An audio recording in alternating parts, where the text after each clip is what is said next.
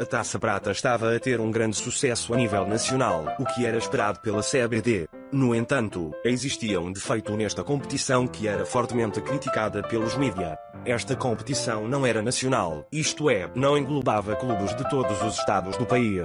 A CBD até que concordava com isso, mas não tinha muitos meios para que fosse possível concretizar essa ideia. No entanto, o ano de 1970 mudou essa realidade. No México, a seleção brasileira tinha acabado de conquistar o tricampeonato mundial, ao que contribuiu para que a popularidade do futebol descesse ainda mais.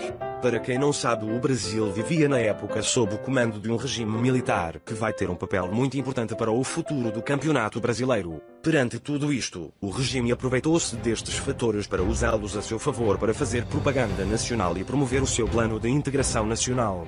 Ué, mas o que o plano de integração nacional tem a ver com futebol? Tudo.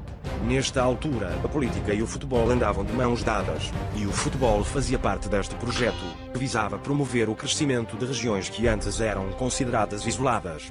Assim, em 1971, a Taça Prata foi substituída pelo Campeonato Nacional de Clubes. Também foi nessa altura, para englobar mais clubes, surgiu a segunda divisão nacional, mas sem qualquer sistema de subida ou descida. Já na primeira divisão, o dito Campeonato Nacional teve um formato bastante semelhante à da Taça Prata do ano de 1970, diferenciando-se apenas no número de fases e o número de participantes. Para que o novo campeonato ganhasse um bom público, o regime teve de fazer muita propaganda, com a ajuda da Lotaria Nacional e os meios de comunicação, para que o seu plano seguisse em frente. Já por outro lado, a ideia de integrar clubes de diversas regiões do país foi levado muito a sério. Só para terem uma noção, na edição de 1971, participaram 20 clubes de 8 estados, enquanto em 1973 participaram 40 clubes de 20 estados diferentes, na primeira divisão. E se isto já são muitos clubes para vocês, então preparem-se para o que vem depois. Mas antes disso, ainda quero falar um bocadinho mais sobre o Campeonato Nacional. Esta competição teve cerca de 3 campeões nacionais, tendo o Palmeiras conquistado 2 títulos. Foi nesta época, mais concretamente em 1973, que foi conhecido o primeiro caso de doping, onde o atleta em causa foi o jogador Campos, do Atlético Mineiro. Em 1975, o presidente da CBD, João Avelange, deixou o cargo para assumir o comando da FIFA, sendo substituído pelo almirante Heleno Nunes. O regime militar estava a pressionar bastante a CBD para aumentar o número de participantes na competição nacional, de forma a agradar as lideranças políticas locais, já que não se tinha feito isso em 1974. Além disso, o fracasso da seleção brasileira no Campeonato do Mundo de 1974 foi o motivo perfeito para o fracasso do Campeonato Nacional. Devido a tudo isso, nesse ano, forçadamente, foi criada a Copa Brasil. Atenção para não confundir com a Copa do Brasil, pois apesar de terem nomes parecidos, são torneios totalmente diferentes. O formato da Copa Brasil era apresentado em 4 fases, de modo fosse possível sustentar o número de clubes participantes na prova. Quanto ao número de participantes, não foi possível manter um número constante. O regime militar exigia que a cada edição, o número de participantes aumentasse, promovendo assim a imagem de um grande campeonato nacional. Devido a isso, vários clubes sem qualquer mérito desportivo ou tradição eram convidados para participarem na Copa Brasil apenas por conveniência política. Muitos historiadores consideram que esta atitude desvalorizou por completo os currículos históricos dos clubes, proporcionando que campeonatos como a Taça Brasil ou o torneio Roberto Gomes Pedrosa fossem desvalorizados e esquecidos no tempo, ao que proporcionaria mais tarde a discussões sobre as campanhas de certos clubes nesses anos, mas isso falarei com mais pormenor depois. O Campeonato Brasileiro vivia uma das suas maiores loucuras da sua história. A cada edição o número de participantes aumentava drasticamente e parecia que não havia limites, até ao ano de 1979, onde se alcançou o absurdo recorde de 94 clubes. Este número levou a grandes clubes tradicionais, como o São Paulo, a Portuguesa, o Santos e o Corinthians, a desistirem da prova.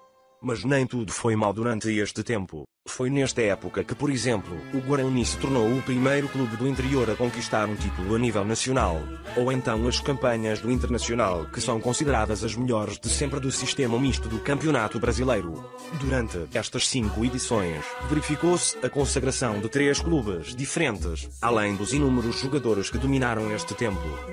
No entanto, esta foi a última prova que a CBD organizou, uma vez que nesse mesmo ano, a CBD foi desmembrada, muito devido à pressão exercida pela FIFA, formando assim a CBF, uma confederação nacional dedicada exclusivamente ao futebol. Por isso, mais uma vez, foi criada uma nova competição, a Taça de Ouro. Apesar do número de participantes ter reduzido e ter se mantido constante, o formato do torneio foi totalmente o oposto, registando sempre alterações em cada edição. Durante este período, houve diversos campeões, sendo o Flamengo o maior campeão. Vale a pena citar que a maior goleada da história do Campeonato Brasileiro foi realizada em 1983, num jogo entre o Corinthians e Tiradentes de Piauí. Também foi nesse ano que se registrou o maior número de público de sempre, no Maracanã, num jogo entre Flamengo e Santos, com mais de 150 mil pessoas a assistir. Em 1984, ainda quiseram retomar com a Copa Brasil, com um formato semelhante ao da Copa Brasil dos anos de 1975, mas com menos participantes. No entanto, no ano seguinte, retomaram com a Taça de Ouro, e no outro ano voltaram com a Copa do Brasil, novamente. E se isto já está confuso para vocês, então preparem-se para o que vem a seguir. Com estas constantes irregularidades na organização dos campeonatos nacionais, a CBF provou claramente a sua grande instabilidade administrativa. O número elevado de participantes custava grandes despesas para a CBF, e a despromoção de clubes para a Série B era uma forma de reduzir as despesas, teoricamente. Sim, teoricamente, pois as despromoções não foram aplicadas na prática para certos clubes. As coisas agravaram-se ainda mais no ano seguinte, quando a CBF declarou ser incapaz de organizar o campeonato nacional. Devido a isso, os principais clubes do Brasil uniram-se para criarem uma organização, o Clube dos 13, ou simplesmente C13, para organizarem o campeonato daquele ano, que teria o nome de Copa União. O objetivo inicial do Clube dos 13 era criar uma competição apenas com os 13 clubes da organização. No entanto, a CBF, pressionada por muitos clubes do país que estavam contra essa proposta do C13, voltou atrás na sua decisão e discutiu com a C13 para que organizassem o formato do campeonato nacional de modo a integrarem mais clubes do país. Assim, após 2 longos meses de discussão, o campeonato foi constituído por 4 módulos: o verde, o amarelo, o azul e o branco. Inicialmente, em julho, a CBF apresentou a proposta do cruzamento dos clubes finalistas entre o módulo verde e amarelo para a decisão do campeão nacional, o que não agradou nada ao Clube dos 13. No máximo, o C13 aceitava o cruzamento, apenas para definir os representantes para a Libertadores de 1988, para que os clubes do módulo amarelo não reclamassem. Enfim, aqui já se via um claro desentendimento entre as duas organizações. No entanto, o tempo exigia que começassem imediatamente a competição. As coisas estavam a ficar muito feias e muitos clubes já estavam a ameaçar a CBF e o Clube dos 13 a recorrerem ao tribunal a exigir que entrassem no módulo verde. Além disso, durante esses 2 meses, houve uma luta de influências entre as duas organizações, uma vez que nenhum deles queria perder a razão. Já era setembro e nenhum regulamento tinha sido publicado. No dia 4, as duas organizações chegaram finalmente a um acordo, sendo que o cruzamento seria, pelo menos, para determinar os representantes brasileiros na Libertadores. No entanto, a grande confusão instalou-se no dia 8 de setembro, na polêmica reunião para discutir o regulamento. Aí, o Clube dos 13 mandou o seu representante, Eurico Miranda, que na altura era um dos representantes do C13. No entanto, Eurico Miranda apoiou e assinou um documento que confirmava que o Clube dos 13 estava a favor do cruzamento entre os módulos para definir o campeão brasileiro. A atitude de Eurico Miranda é considerada como uma traição pelo Clube dos 13. Além disso, é importante referir também que a intervenção do Clube dos 13 beneficiou alguns clubes que tinham sido rebaixados no ano anterior, como o Botafogo e o Sport. Neste momento, a confusão estava instalada. A Copa União tinha acabado de iniciar no dia 11 sem um regulamento publicado, ao que influenciou alguns clubes a não jogarem as suas partidas, com medo de aceitarem um regulamento que talvez não iriam concordar. Após alguns problemas no início, o regulamento foi finalmente publicado dias mais tarde, e a Copa União estabilizou-se por um tempinho. Os dois módulos principais, o verde e o amarelo, tinham o mesmo formato. No módulo verde, o Flamengo venceu um módulo em cima do Internacional, enquanto no módulo amarelo, houve um grande problema para decidir quem seria o campeão. No jogo entre Sport e Guarani, a decisão do título foi levada para grandes penalidades. Ao fim de 24 penaltis, o resultado permanecia empatado. Os dois clubes queriam chegar a um consenso e dividirem o título nacional. No entanto, o regulamento impedia que tal coisa acontecesse. Após muita pressão da CBF sobre o Guarani, o título foi cedido ao Sport. Com o campeão do módulo amarelo definido, iria acontecer o cruzamento entre os dois módulos. No entanto, os clubes do módulo verde estavam contra o que o regulamento dizia, pois consideravam isso ridículo. Por esse motivo, o Flamengo e o Internacional recusaram participar no cruzamento. Devido a isso, o Sport foi considerado o campeão brasileiro daquele ano, após vencer o Guarani nesse cruzamento. Neste momento tínhamos uma espécie de dois campeões nacionais, o Flamengo, segundo o C13, e por outro lado o Sport, segundo a CBF, e o regulamento. No entanto, havia agora um outro problema: quem ia para a Libertadores de 1988?